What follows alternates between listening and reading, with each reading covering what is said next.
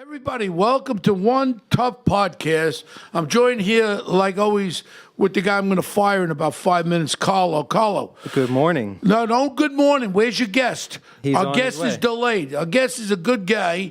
Is Ira Rosen. He's a journalist, producer, 60 Minutes. And you want to know something? He's friggin' late. And you want to know something? Imagine if 60 Minutes was late at 7 o'clock on Sunday morning. That don't fly. And I'm gonna take him down when he gets here. I don't give a frig who you are. You don't do that. That's disrespectful. I'm like Robert De Niro. I mean, would you have Robert De Niro wait a half an hour? No. Well, that's it. That's the answer. So, Carlo, what'd you learn from this? You always get your ducks in a row and never rely on traffic because traffic's No, always you've bad. got to what you got to do is you got to call earlier. You make them get here earlier. Always lie about the appointment. If it's 10:30, what do you say? It's 10. Okay. All right. But at the top of the show, let's talk to all the fans. Thank everybody for writing in. We appreciate all your emails.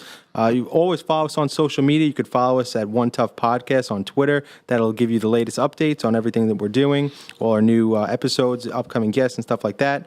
Bo is at Bo Dietl on Twitter and at The Real Bo Dietl on Instagram. You could find our clips there. You could find all the stuff that's related to the show. You can write to us. We'll answer you. We appreciate all your suggestions, all your comments and stuff like that. And we're listening to a lot of your suggestions. We're trying to get a lot of these ideas for guests. We're reaching out to a lot of people. Yeah, some guests. Okay, Carlo? Yes. Okay. Reality. Did you see what was in the Daily News? Online, the mayor went over for Sesame Street. They were naming the street Sesame Street. Who shows up is Big Bird. And they quote me naming him Big Bird when I ran for mayor against him.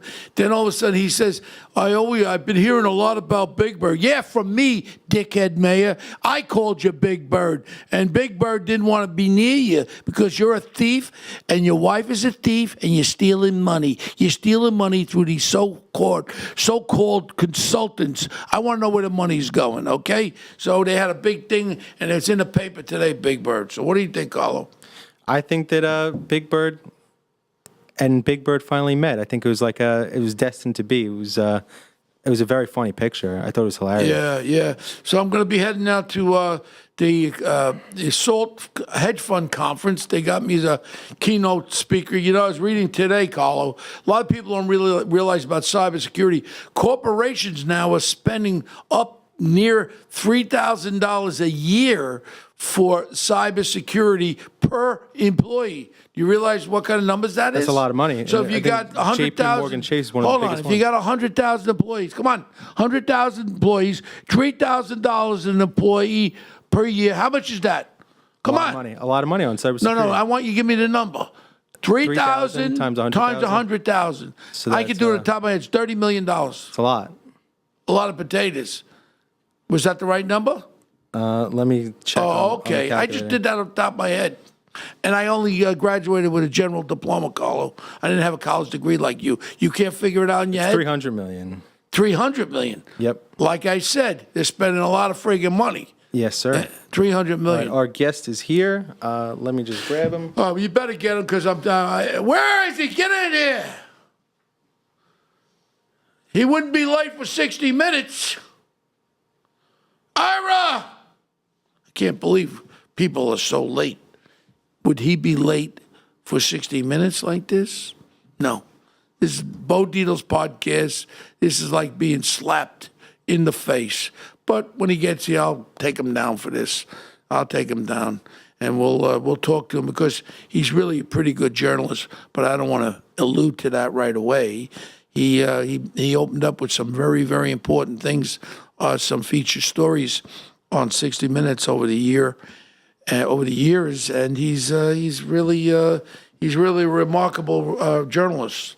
So, but he's late. So now he's a remarkable late journalist. So I don't know where Carlo's going.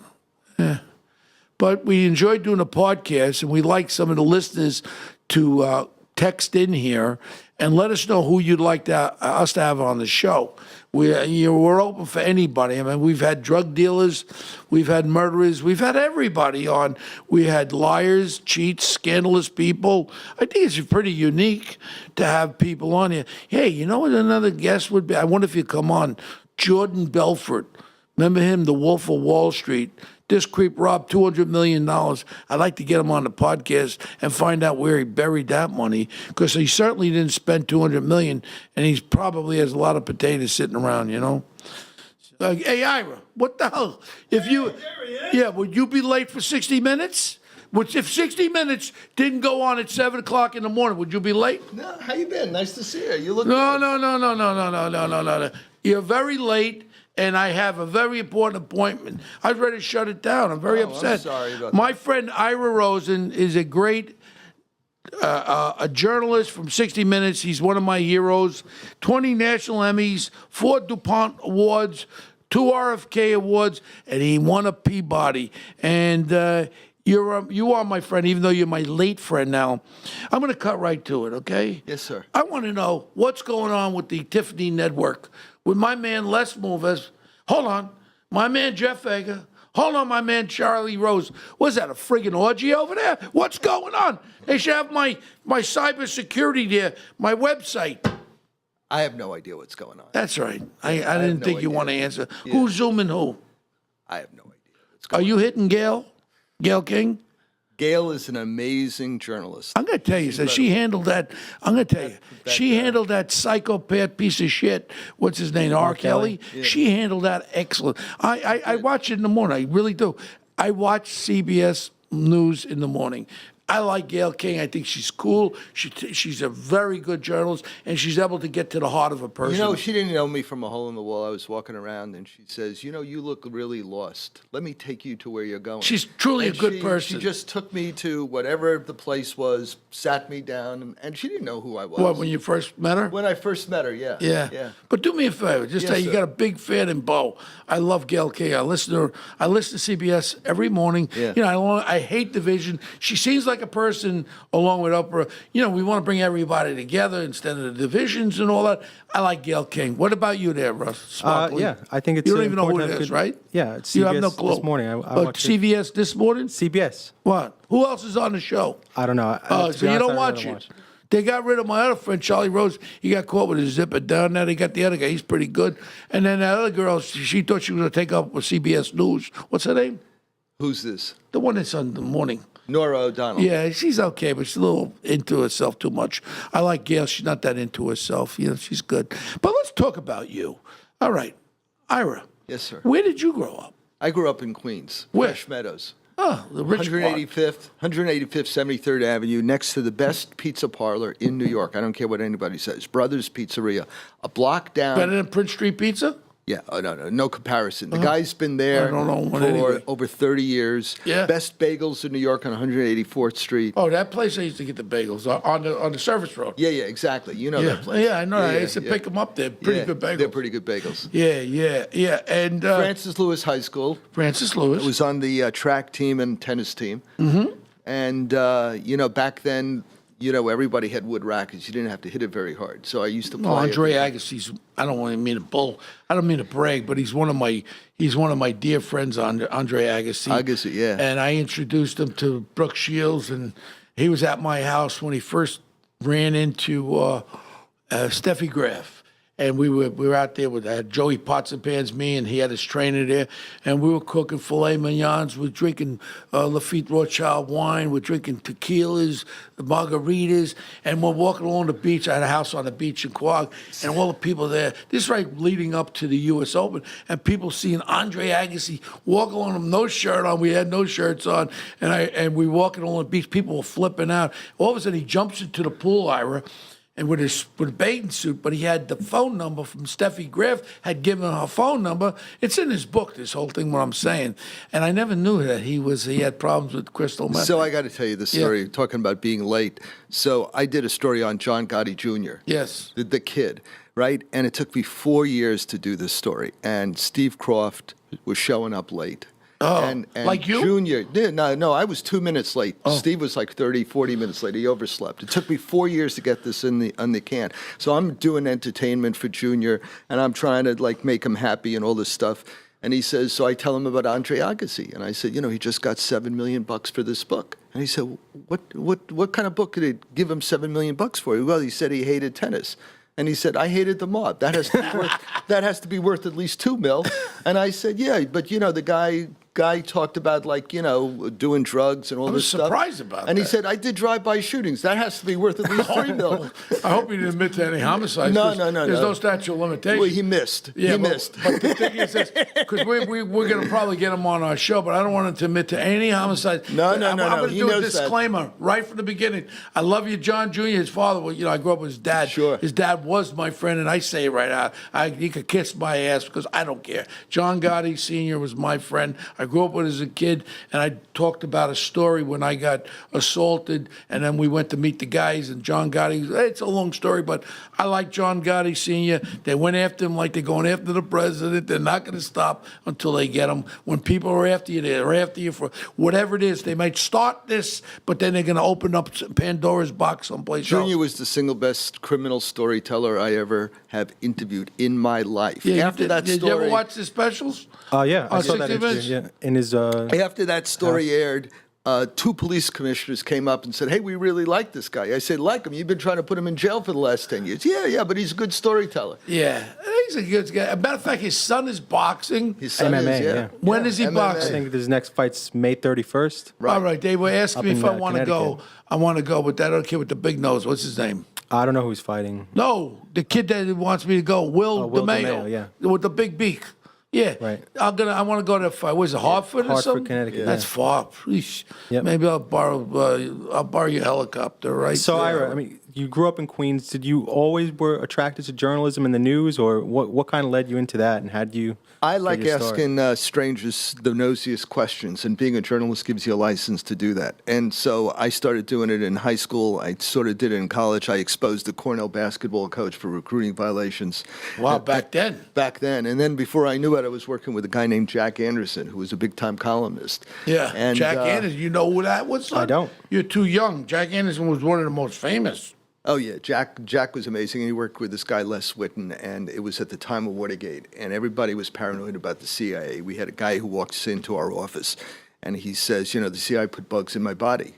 And we're trying to get rid of this crazy person. And Les Whitten, who is Jack Anderson's Yeah. sidekick, you probably know Les Whitten. So Whitten comes out and he says, listen, we have this problem all the time, and I know how to short circuit the system. So he takes a clothes hanger, bends it out of shape, puts it in the back of the guy's pants, so it's dragging against the floor. And he says, this short circuits the CIA. It'll fuck him up really bad. And the guy walks out the door with this clothes hanger, like dragging from behind him. I always wonder what happened to that guy. You know, he may Did it do the trick? Cured him? It cured him, yeah. Yeah, but you know what? Like these stories. Did you ever interview someone where it got like really violent? Violent. Or just uncomfortable, awkward? Yeah, I mean, you know, I've had a lot of these guys in jail, in prison. When I was doing Nicky Barnes. Okay, sure. I don't know if you remember Nick. You remember do I Nicky. remember No, the I'm Hayes asking, brothers? I'm asking the kid here if he The remembers Hayes Nicky. brothers were his bodyguards, which I punched out in a cell. It's a long story. but go ahead. So Nicky was in the witness protection program. He ratted out everybody, and we were trying to get. I was working with Mike Wallace at the time. We were trying to get him on camera, and so Nicky didn't want to go on camera. So I was with Rudy Giuliani, and he had a guy named Bill Tendy. Bill Tendy was his number 2 guy, very tough guy, and Tendy said, let me talk to him. Let me see if I could talk him into doing it. So Rudy and I are kibitzing a little bit.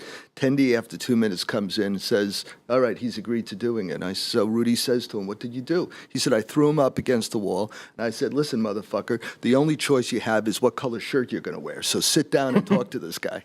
It's my Nice. kind of booker. Yeah, That nice. works. But it's just funny.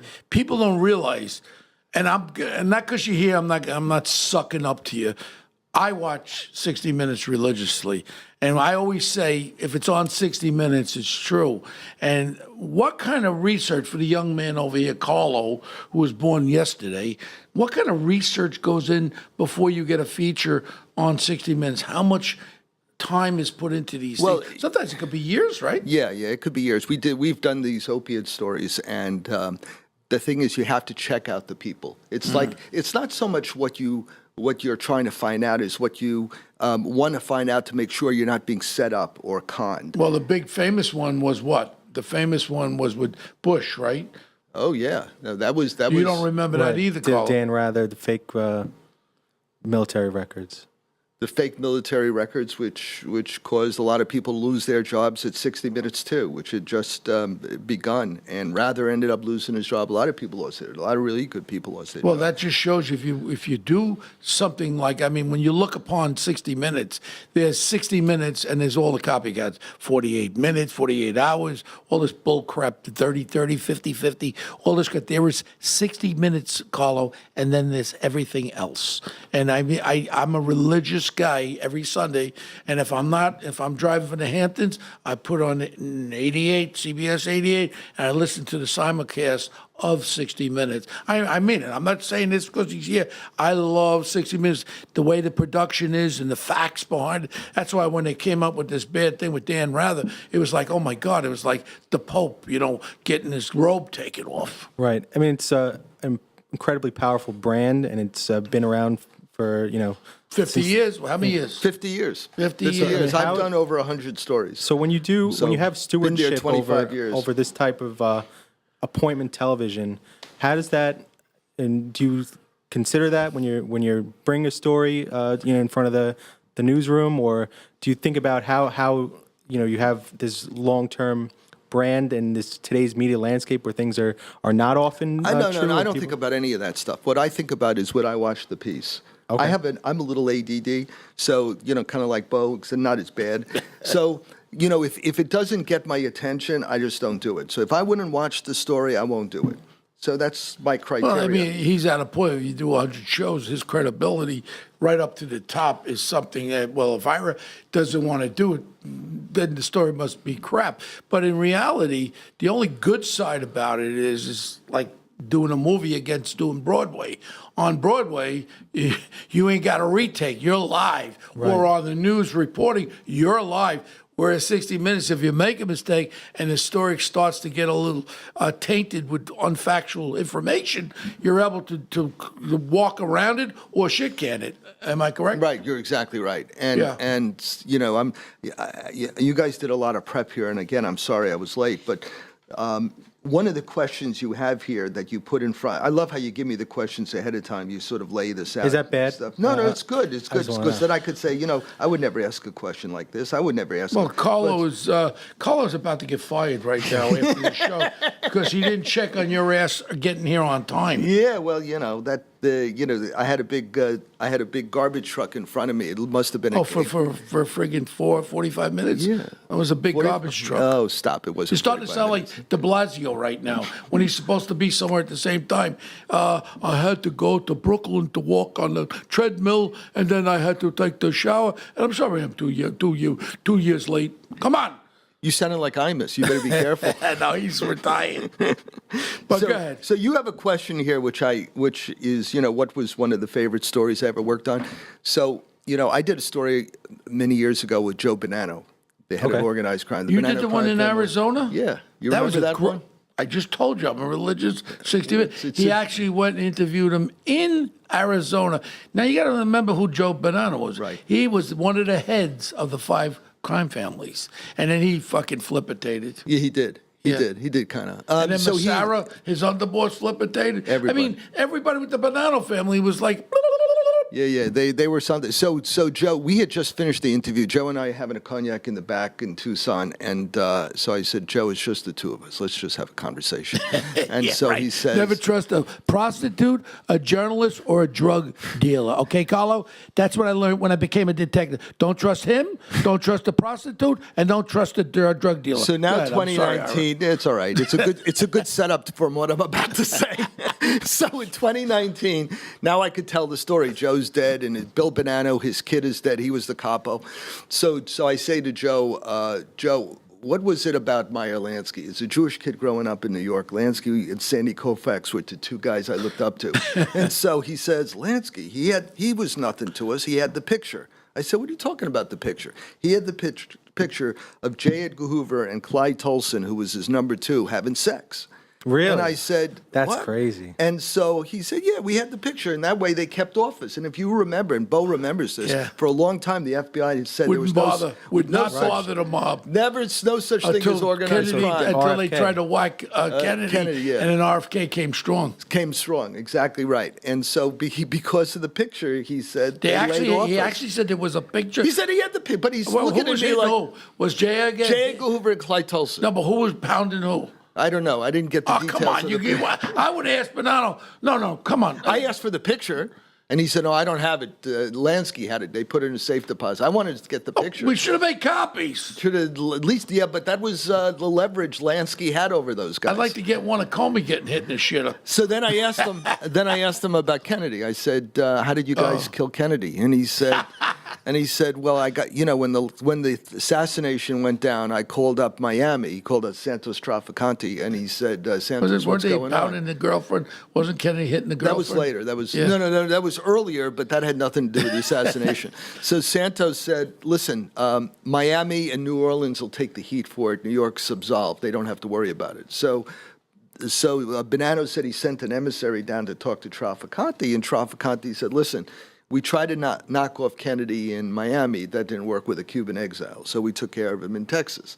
And it turned out that what they did was they got, according to what Bonanno told me, they got a Corsican hit team who came in and participated in it. Now, who knows if it's caca, if it's not caca, but, these are the stories. Yeah, but the only these guys problem I've end heard up- the Corsican connection. Yeah, but Yeah, the only yeah. problem I have with these stories, they become their own life. That's a lie exactly right. becomes its own. It becomes. Right. It has the river tributaries. Right. It all of a sudden, and before you know it, it's not. I heard.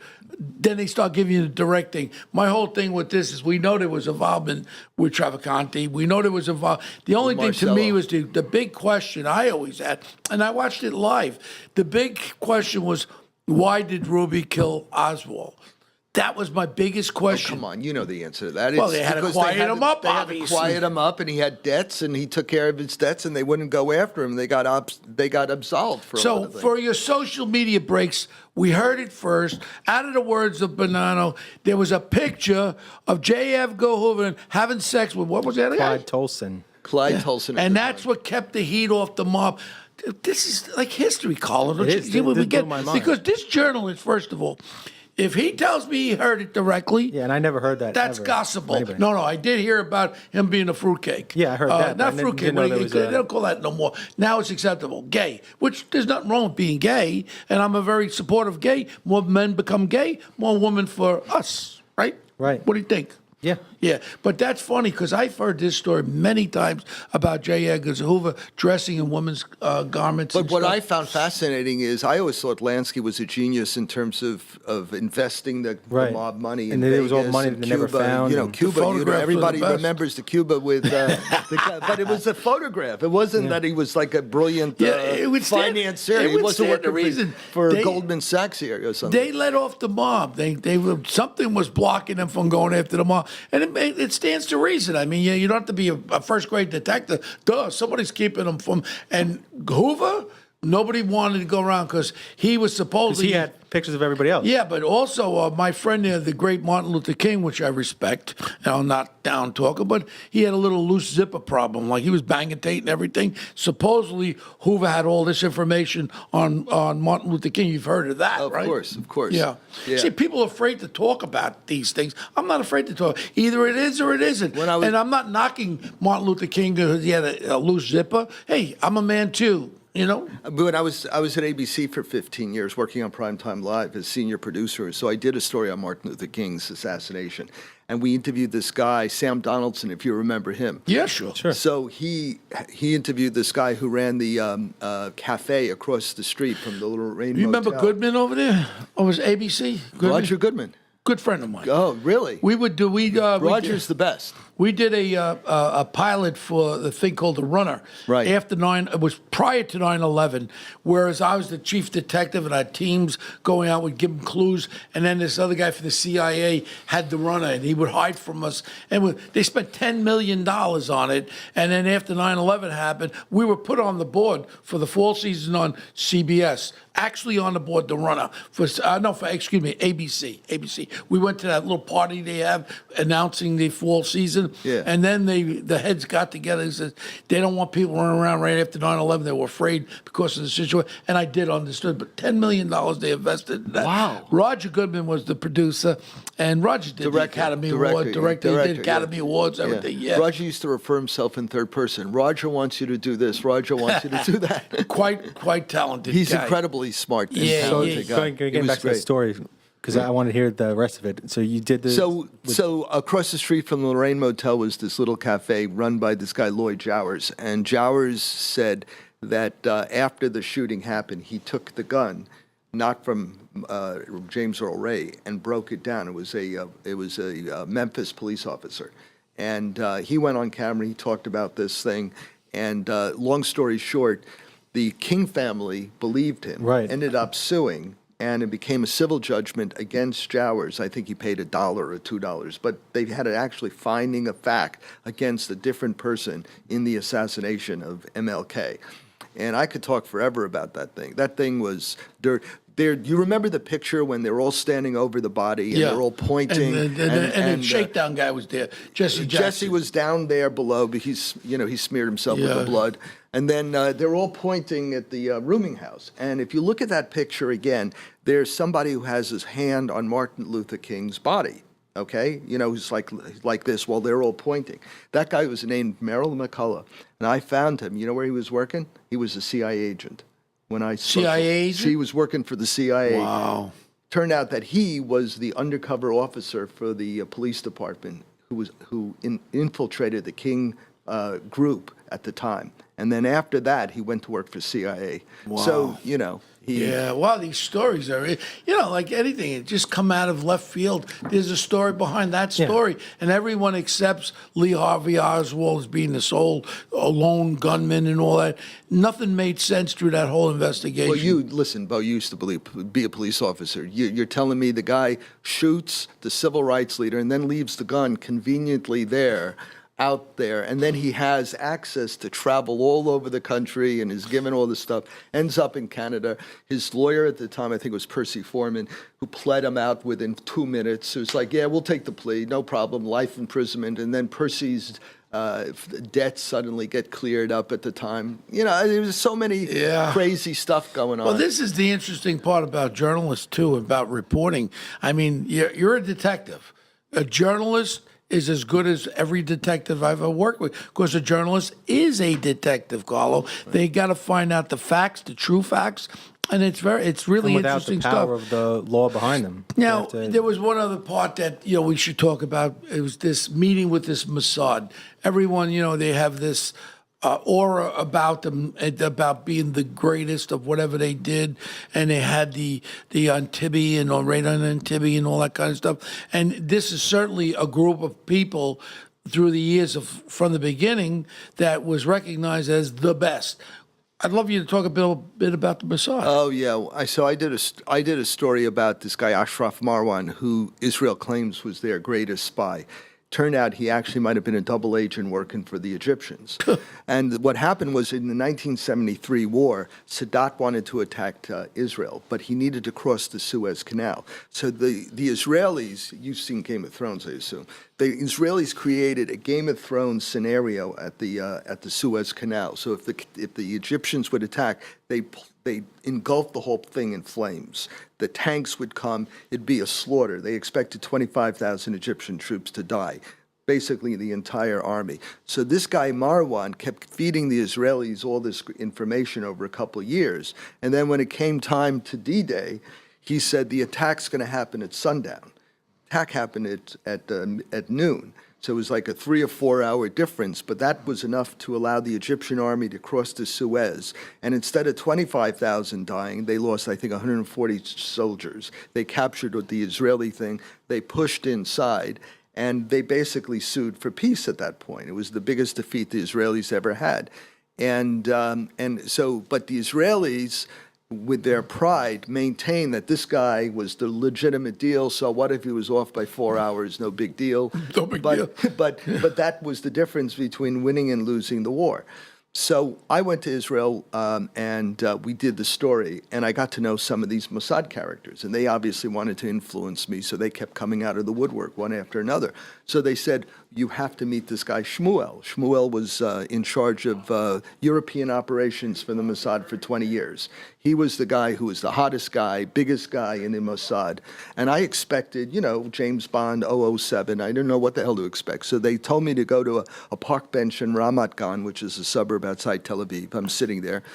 This is cool shit, huh? This old Jewish guy with like shorts, like a schleppy guy. Schleppy guy. Yeah, they would kick him off the golf course if he wore those, the cargo pants shorts. With what, black socks, probably. Yeah, no, miscolored socks. Kind of a T-shirt, and he looked kind of like a little short Meyer Lansky type. So he says, "So I understand you've been looking for me," just like that. And I said, "You're Shmuel? You're What a were hero." and he said, "What were you expecting?" And then we went off to a little picnic bench, and we talked for 3.5 hours. And he was the single most interesting guy I've ever met in my life. Really? And it turned out that, in the spy business, you were a police officer, you know what kind of trading information's all about. So he used to sit down with like the Russian guy and the Egyptian guys, and they used to like help each other I'll out. give you some, we you both give me like being some. in Paris, right? It's nice. Yeah, I'll give you something. You give me something. Yeah. That way you stay in Paris. So there was a reason the guy was able to stay in Paris for 20 years. Yeah. Well, that's interesting. You thought you were going to meet some big, badass guy with sunglasses, tough guy, muscles, with a 9mm in his back. But Exactly. You meet Shlomo. Yeah. But it's funny how expectation is subverted because you think these guys are going to be enemies, and they probably have more in common than they have different. So that, Right. of course, I know. What's his name? What was his name? Barack, the little guy from the used to be prime minister. Barack Obama. What was his name? Ehud Barak. Ehud Barak. He's a friend of mine. Yeah. He's a little small guy. Small guy general, tough guy general. Yeah. Cool guy. I've had dinner with him. I used to hang around with Abe Foxman too. The civil liberty. Was ACL? No, Abe Foxman. What do you had up there? ADL. ADL, the anti-Jewish. Sure. Yeah.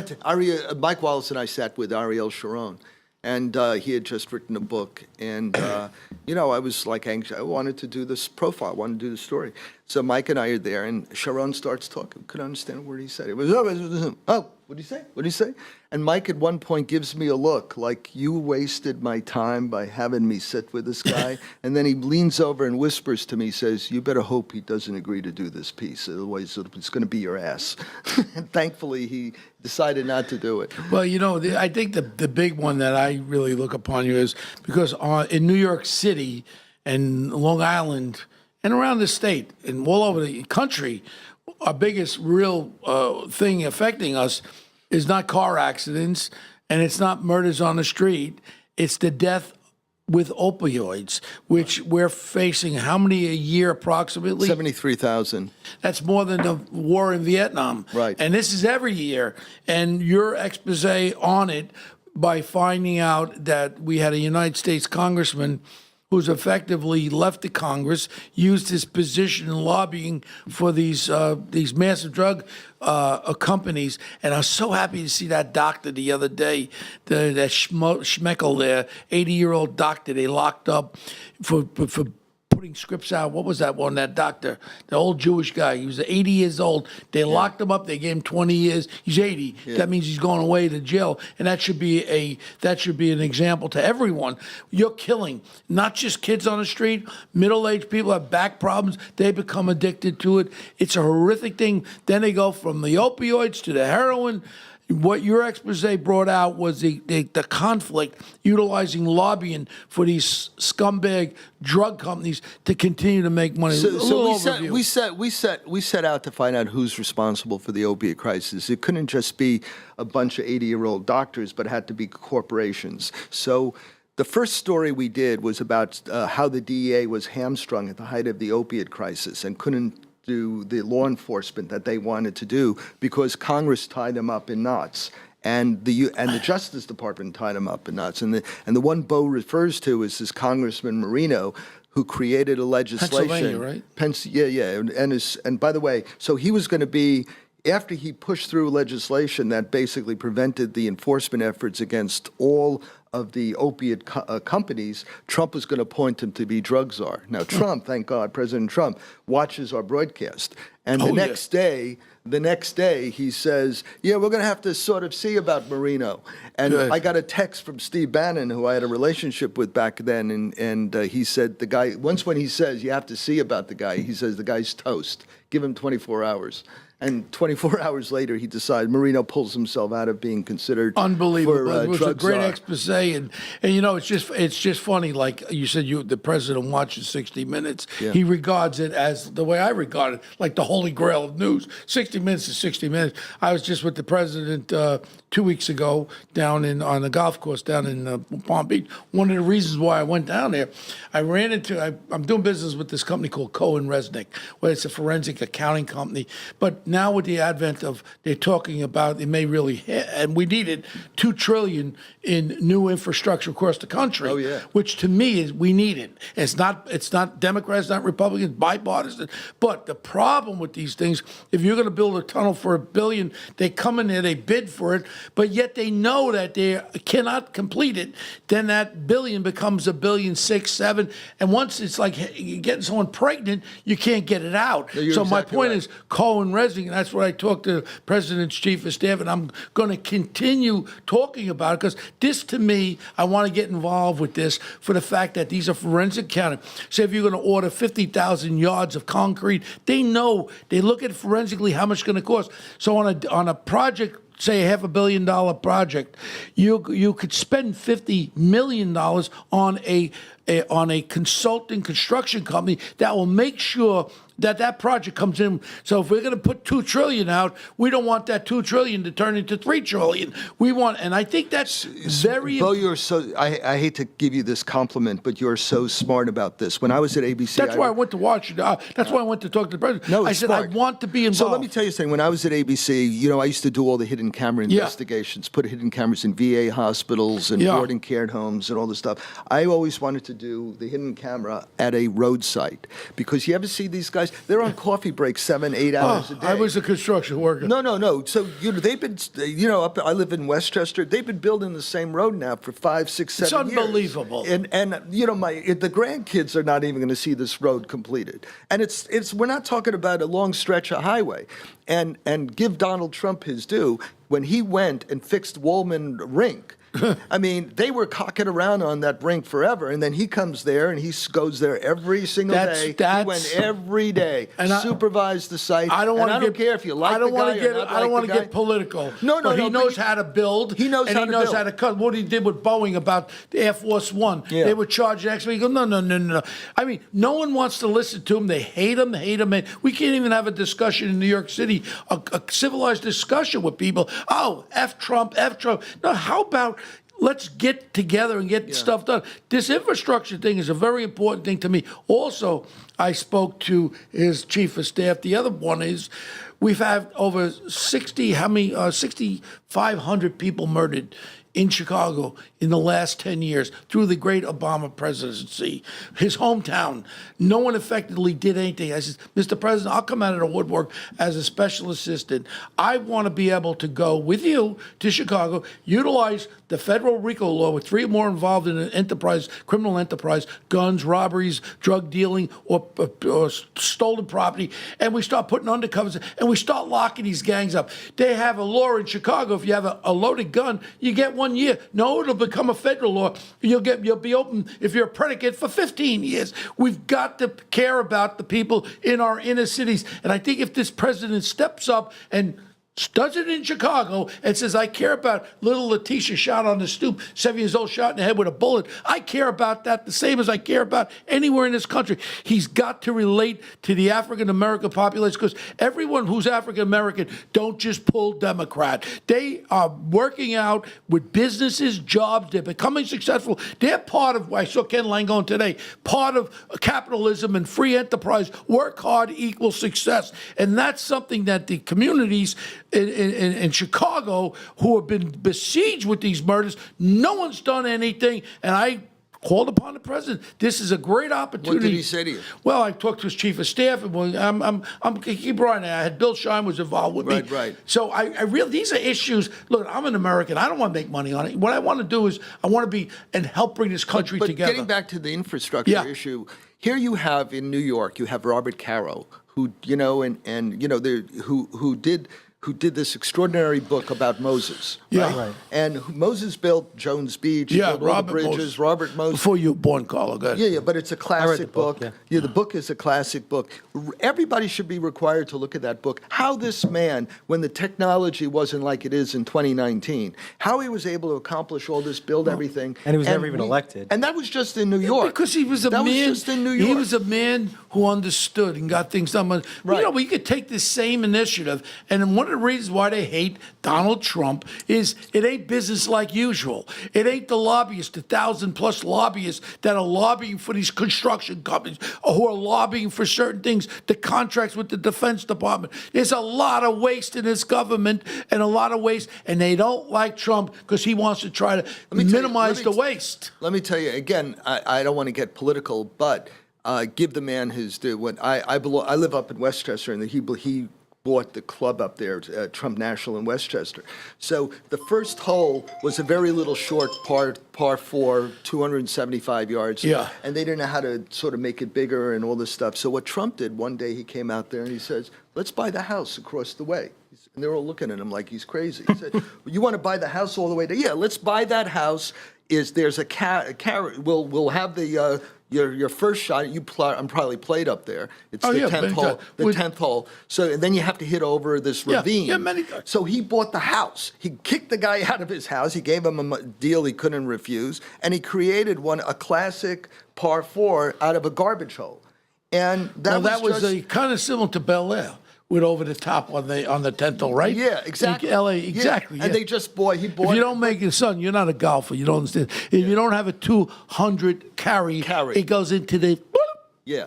And so he had the vision to do that. And again, I'm not getting into his politics and the presidency, but he is an extraordinary builder. And for him, forget about the wall and he should. I think you're exactly right. He should take on infrastructure. And Infrastructure is a great it could be subject one of for our him. greatest. Well, we have. I'd like you to do me again, and we could Anytime. talk about some other stuff. We got to 2 questions. No, here. but you want to know already something? written. Well, I do have the guy who feeds me. Yeah. One of my people that I do business for, that I make money on. I can't make him wait for lunch. No, But I absolutely really, not. really want to thank you, Ira, and I would love to have you back. And you know what? We could talk I'll about. come back. And, we were talking about some issues that I brought to you with the advent of my bowler wrap and about non-lethal equipment for police departments.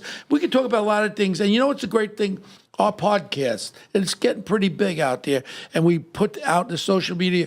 People listen because it's not doing a 60 minutes interview. It's taking off the gloves and showing the dirt under his nails, under your nails, and showing the real grit of a story, which we kind of touched upon. But I'd love you to come The back next and do this time, again. before I got into opiates, I was. You want doing to come the out to broken- Vegas with me with Scaramucci?